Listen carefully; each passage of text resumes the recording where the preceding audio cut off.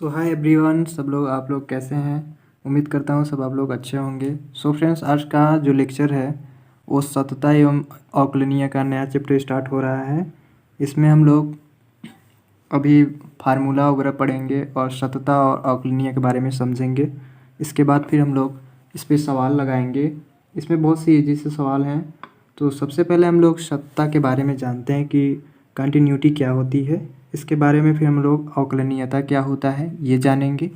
इसके बाद फिर हम लोग आगे इसके बारे में कुछ नोट्स लिखेंगे जो कि किस किस चीज़ पे ये फॉलो करता है और किस चीज़ पे फॉलो नहीं करता है।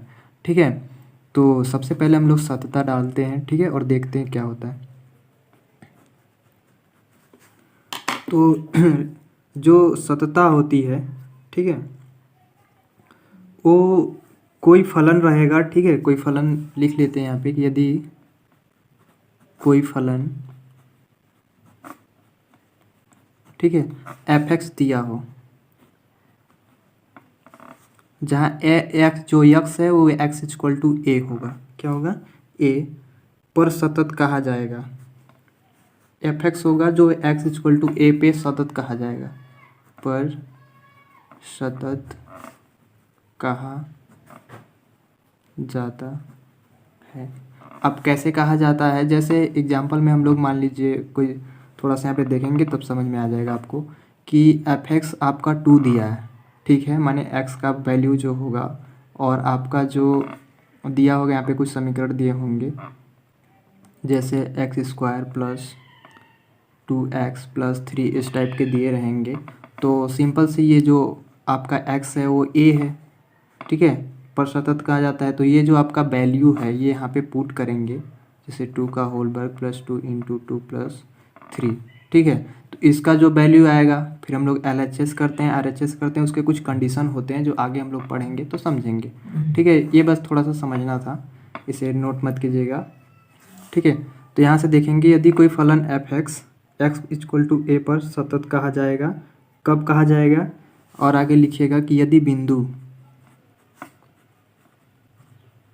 ठीक है, यदि बिंदु पर लिमिट जो होगा वो कहाँ तक होगा? 0, ठीक है, एफ एक्स का अस्तित्व हो, माने कोई अस्तित्व होगा उसका, ठीक है, अस्तित्व होगा, ठीक, तब उसका मान x इक्वल टू ए पर क्या होगा? x इक्वल टू ए पर फलन के मान के बराबर होगा, के मान, फलन के मान के बराबर होगा। यहाँ पे जो कह रहा है कि यदि फलन F x equal to A पर सतत कहा जाएगा। कब कहा जाएगा? यदि लिमिट, जैसे x0 एफ एक्स का अस्तित्व यदि कोई है, कोई उसकी अस्तित्व है, तब उसका मान x इक्वल टू ए पर फलन के मान के बराबर होगा। ठीक है, अतः हम कह सकते हैं कि यदि फलन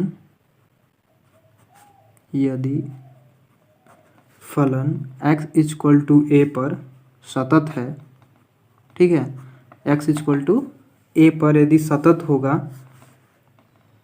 सतत है, तो कह सकते हैं कि जो लिमिट x से यहाँ पे a ले लेते हैं, ठीक है, f x equal to f a होगा।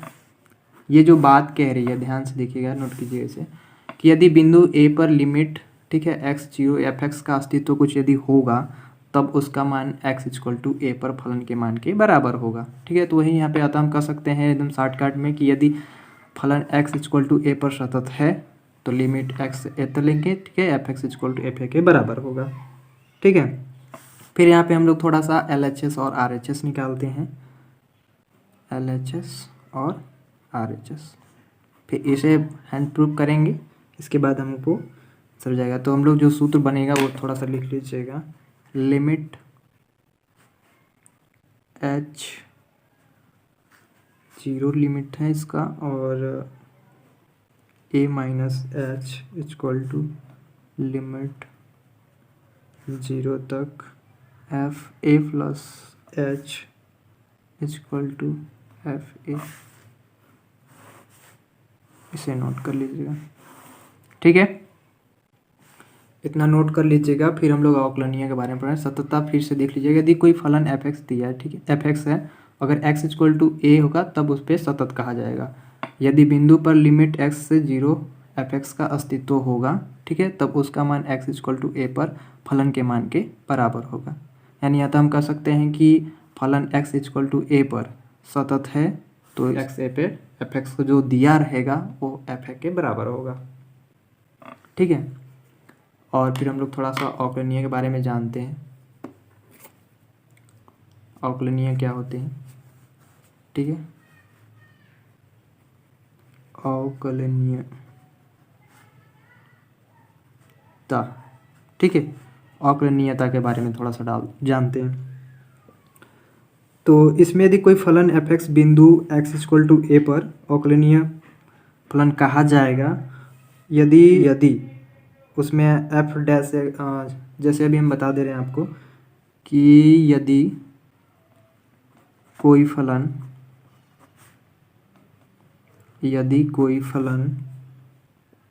एफ एक्स बिंदु एक्स इक्वल टू ए, यही वाला है, देखिएगा थोड़ा सा, बस थोड़ा सा डिफरेंस समझना है। एक्स इक्वल टू ए पर अवकलनीय होगा,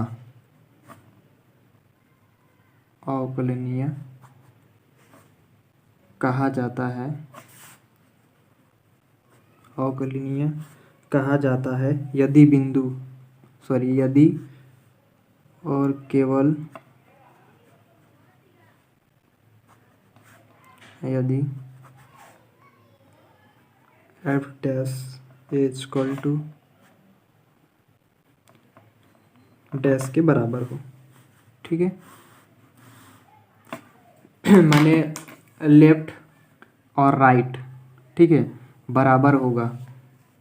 लेफ्ट, ये लेफ्ट है और ये राइट होगा, अगर दोनों के बराबर हो। यदि कोई फलन एफ एक्स बिंदु एक्स इक्वल टू ए पर अवकलनीय तब कहा जाएगा यदि केवल एल एच एस और आर एच एस दोनों क्या होंगे, बराबर होंगे।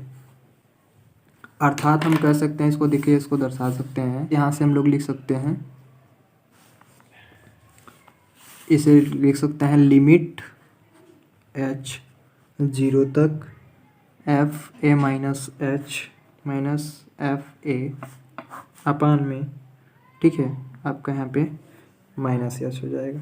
ठीक है, equal to limit H zero तक, ये आपका हो जाएगा F A plus H minus F A अपान में एच। ठीक है, तो ये आपका होगा ये यदि अगर बराबर होगा तो क्या होगा, वो अवकलनीयता होगा। ठीक है, अब हम लोग थोड़ा सा इसमें नोट पढ़ेंगे। नोट से हम लोगों को क्लियर आउट हो जाएगा कि कैसे हम लोग इसका सततता और अवकलनीय का मान निकालेंगे, कैसे इसको प्रूफ करेंगे कि ये सततता है या अवकलनीय है। ठीक है, लिखिएगा नोट करके, और उसमें थोड़ा सा बेसिक चीज़ लिखिएगा जो आपके बहुत इम्पोर्टेंट है ना। केस फर्स्ट में कि यदि जो एल एच एस है, ठीक है, A not equal R F F A, माने यदि L H S R H S के बराबर नहीं है तो फलन x इक्वल टू ए पर अवकलनीय नहीं होगा। x इक्वल टू ए पर अवकलनीय नहीं होगा।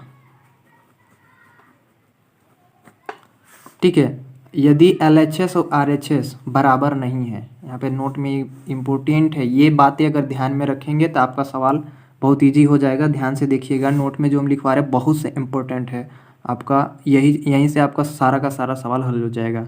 अगर LHS और RHS बराबर नहीं है तो आपका अवकलनीय नहीं होगा। केस सेकेंड में लिखिएगा कि प्रत्येक अवकलनीय, ध्यान से देखिएगा, प्रत्येक अवकलनीय, ठीक है, प्रत्येक अवकलनीय फलन सतत होता है, फलन सतत होता है। ध्यान दीजिएगा कि प्रत्येक अवकलनीय फलन सतत होता है, बट किंतु ध्यान में रखिएगा कि एक सतत, ठीक है, एक सतत फलन अवकलनीय हो भी सकता है और नहीं भी हो सकता। अवकलनीय हो सकता है और नहीं भी हो सकता, नहीं भी हो सकता।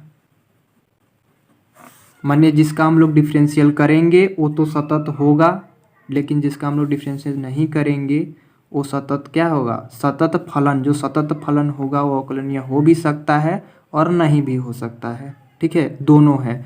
अब डिपेंड करता है कि सवाल किस टाइप के हैं। ठीक है, जैसे कि अगर हम एग्जाम्पल में आपको कुछ बता दूं तो आप लोग एग्जाम्पल में देख के समझेंगे। जैसे कि आपका दिया है मॉड एक्स, ठीक है, यानी x इक्वल टू 0, तब x इक्वल टू 0 माने ये सतत तो है, सतत है, बट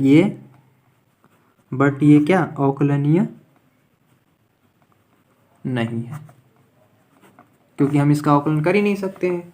ठीक है, x इक्वल टू 0 का सतत तो है बट ये अवकलनीय नहीं है। क्यों नहीं है? क्योंकि इसका अगर हम लोग डिफरेंशियल करेंगे 0 का तो डिफरेंशियल होगा नहीं। ठीक है, तो ये तो क्या है, सतत है बट अवकलनीय नहीं है। तो सवाल पे डिपेंड करता है कि सवाल कैसा है। तो दो केस हैं, first case second case. First case में आपको बता दिया LHS RHS के बराबर नहीं होगा तो अवकलनीय नहीं होगा। इसका मतलब है कि अवकलनीय होने के लिए LHS RHS बराबर होना चाहिए। ठीक है, और केस सेकेंड में है कि प्रत्येक अवकलनीय फलन सतत होगा, बट एक सतत फलन अवकलनीय हो भी सकता है और नहीं भी हो सकता है। तो ऐसे कंडीशन में जो मैं कंडीशन बताया हूँ, इस कंडीशन में सतत तो है बट अवकलनीय नहीं है। ठीक है, तो चलिए इस पे कुछ सवाल देखेंगे तो आपको ज़्यादा फाउंड आउट होगा। ठीक है, तो हम लोग क्वेश्चन देखते हैं कि fx(x²-7x+3) बिंदु x इक्वल टू 1 पर सतत है। ठीक है, सतत है या नहीं है। तो सबसे पहले x के स्थान पे 1 रख के देखते हैं। ठीक है, फिर सोल्यूशन हम लोग LHS और RHS करेंगे। तो पहले f1 यहाँ लिख लेते हैं, तो ये हो जाएगा 1 का होल वर्ग -7 इंटू 1 प्लस 3, 1 - 7 + 3 4 हो गया। यहाँ पे घटा देंगे तो जो हमारा आ जाएगा वो f1 इक्वल टू -3। ठीक है, इसको हम लोग समीकरण नंबर 1 कर लेंगे। ठीक है, माने ये सतत है, क्या है, सतत है। अब ये हम लोग LHS और RHS निकालेंगे। LHS, ठीक है, तो पहले कुछ भी LHS निकाल लीजिए, RHS कोई भी निकाल लीजिए। तो उसके लिए एक फार्मूला लिखवाए थे जो बैक साइड में आप लोग देख सकते हैं कि उसका फार्मूला क्या है। उसका हम लोगों ने लिखवाया था fx, यहाँ पे हम लोग लिख लेंगे कि fx इक्वल टू, ठीक, लिमिट h 0 तक, ठीक है, 1 + h। ठीक, तो यहाँ पे हम लोग देखेंगे, आगे इसे हल करेंगे तो ये आपका हो जाएगा लिमिट 0 तक है इसका।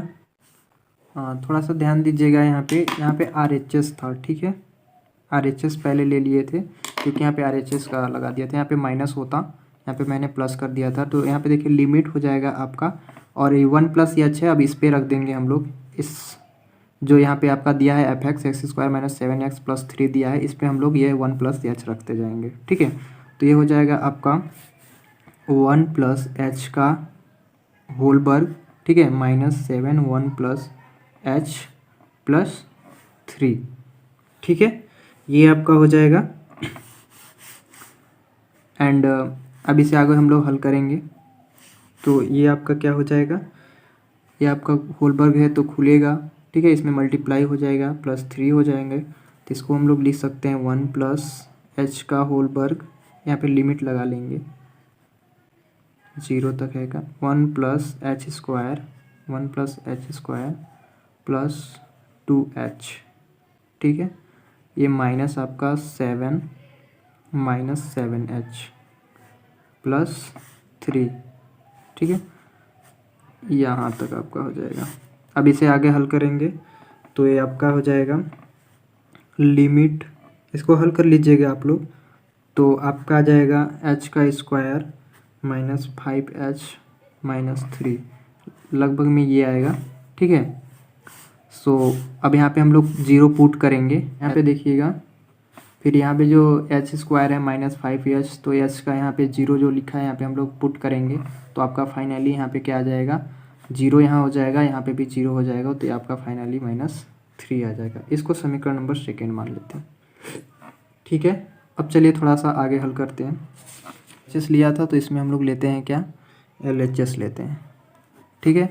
तो LHS लेते हैं तो LHS को में हम लोग f, यहाँ पे हम लोग f माइनस h रखेंगे, ठीक है। f माइनस h रखेंगे तो इसके लिए जो हम लोग का सूत्र था वो क्या था, लिमिट h कहाँ तक, 0 तक था, f1 माइनस h, ठीक है। सो ये हम लोग रखेंगे, तो यहाँ पे देखिए हम लोग रखेंगे तो क्या हो जाएगा, लिमिट h 0 तक, तो जो हम लोग का सवाल दिया था वो x स्क्वायर -7x प्लस 3 ये था, x स्क्वायर -7x प्लस 3 था, ठीक है। तो इस पे हम लोग इस पे रखेंगे यहाँ पे, तो क्या हो जाएगा, ये 1 माइनस h का होल वर्ग हो जाएगा -7 1 माइनस h, वहाँ पे प्लस था तो सिंपली में RHS में प्लस था तो LHS में क्या होगा, माइनस हो जाएगा, ठीक है। मैंने पहले माइनस वाला लिखवाया था, फिर प्लस वाला सूत्र में बताया था, बट अभी फाइनली उल्टा लिख दिया था, इसलिए मैंने उल्टा ही बता दिया, ठीक है। तो यहाँ पे +3 हो गया, ठीक है। अब इसे हम लोग हल करेंगे, तो इसे हल करेंगे तो देखिए लिखेंगे लिमिट h, अब इसे भी खोलेंगे, ये आपका हो जाएगा 1 प्लस h स्क्वायर -2h, ठीक है, -7, यहाँ पे +7h हो जाएगा, +3 हो जाएगा, ठीक है, +3 हो जाएगा। इसके बाद फिर हम लोग इसको हल कर लीजिएगा तो ये आपका आ जाएगा, हो जाएगा 3 आ जाएगा। ये समीकरण नंबर आपका थर्ड, 1 2 3 देख लिए हैं, हल कर लीजिएगा, इसको हल करने के बाद आपका आ जाएगा, ठीक है। तो हम लोग यहाँ पे फाइनली जो रिजल्ट लिखेंगे, ठीक है, यहाँ पे हम लोग जो रिजल्ट लिखेंगे वो ऐसे लिखेंगे कि समीकरण नंबर 1 एंड 2 और थर्ड से, ठीक है। LHS इक्वल टू RHS माने आया है, LHS equal to RHS equal to यहाँ पे लिख देखेंगे F1, ठीक है। अतः हम लोग लिखेंगे कि अतः x इक्वल टू 1 पर सतत है, ठीक है, और LHS यानी हम लोग इसको दिखा सकते हैं LF' इक्वल टू RF' बराबर है, यानी हम लोग इसको कह सकते हैं कि यह अवकलनीय भी है, ठीक है। तो ऐसे निकाला जाएगा। आप लोग के लिए क्वेश्चन दे दे रहे हैं, आप लोग कीजिएगा, समझ में आए तो, है यदि f(x) इक्वल टू, यहाँ पे दिया है कि sin 2x/2, यहाँ पे कुछ कंडीशन दिया है, ठीक है, कीजिएगा, नहीं तो फिर हम आप लोगों को बताएंगे। ये आपका सवाल है, आप इसे कर लेंगे तो कीजिएगा और नहीं तो बताइएगा, ठीक है। कमेंट करके ज़रूर बताइएगा, और हमारे चैनल पे नए हो तो सब्सक्राइब कर लीजिएगा, लाइक शेयर ज़रूर कीजिए, ठीक है। मिलते हैं नए लेक्चर में नए वीडियो के साथ। आज के लिए इतना ही, थैंक यू, वंदे मातरम।